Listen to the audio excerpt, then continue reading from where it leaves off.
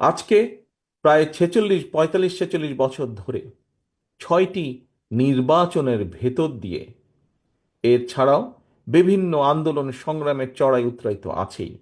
এই আন্দোলন সংগ্রামে বিগত বিশেষ করে গত 15-16 বছরের আন্দোলন সংগ্রাম, গুম খুম, অত্যাচার নির্যাতন, গায়েবী মামলা, মিথ্যে মামলা, এ সকলের ভিতর দিয়ে বিএনপি পার হয়ে এসেছে। সমগ্র বাংলাদেশে বিএনপি তথা শহীদ জিয়া, দেশনেত্রী খালেদা জিয়ার যত সৈনিক আমরা আছি, আমরা সকলে আজকের এই কাউন্সিল অধিবেশনে প্রতিজ্ঞাবদ্ধ হই, শপথ গ্রহণ করি যে যেই দাবি আদায়ের জন্য আমাদের শত হাজারো সহকর্মী শহীদ হয়েছেন, গুম খুনের শিকার হয়েছেন, যে বাংলাদেশের মানুষের যে দাবি, রাজনৈতিক দাবি আদায়ের জন্য ভোটের অধিকার, রাজনৈতিক দাবি বা বাক স্বাধীনতার অধিকার প্রতিষ্ঠার জন্য আমাদের শত লক্ষ হাজারো নেতাকর্মী গায়েবী মামলা, মিথ্যে মামলার শিকার হয়েছেন।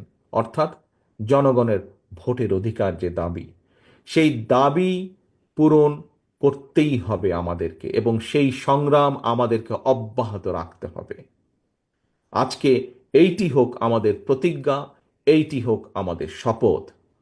এবং প্রিয় সহকর্মীবৃন্দ, শুধু বাংলাদেশের মানুষের ভোটের অধিকার প্রতিষ্ঠিত করলেই হবে না, একই সাথে আমাদেরকে নিশ্চিত করতে হবে সেই ভোট, যেই ভোটের জন্য এই দেশের মানুষ, রাজনৈতিক এবং অরাজনৈতিক সকল প্রকার মানুষ জীবন পর্যন্ত কোরবানি দিয়েছে, সেই ভোট যাতে মানুষ নিশ্চিন্তে দিতে পারে, সেই ভোট যাতে মানুষ নিশ্চিন্তে দিতে পারে, সেই নিশ্চয়তাও আমাদেরকে রক্ষা করতে হবে, সেই নিশ্চয়তাও আমাদেরকে প্রতিষ্ঠিত করতে হবে।